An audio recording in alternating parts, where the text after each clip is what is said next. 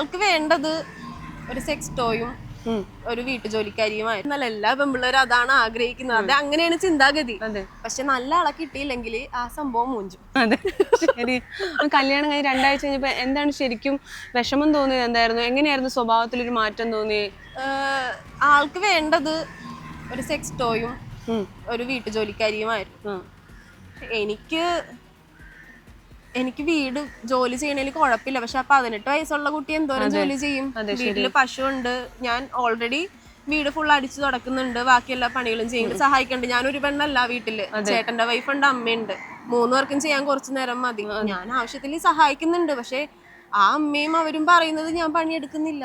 Treat ചെയ്ത ഒരു സെർവന്റിനെ പോലെ എനിക്ക് പറയാൻ പറ്റില്ല. ഞാൻ എപ്പോഴും ഏതൊരു പെണ്ണും ഹസ്ബൻഡ് തിരിച്ചു വരുമ്പോ ആഗ്രഹിക്കണത് നമ്മള് റെസ്റ്റ് എടുത്തോ, ഭക്ഷണം കഴിച്ചോ, എന്തെങ്കിലും ആ ഒരു ഇതൊക്കെ ചോദിക്കുമല്ലോ.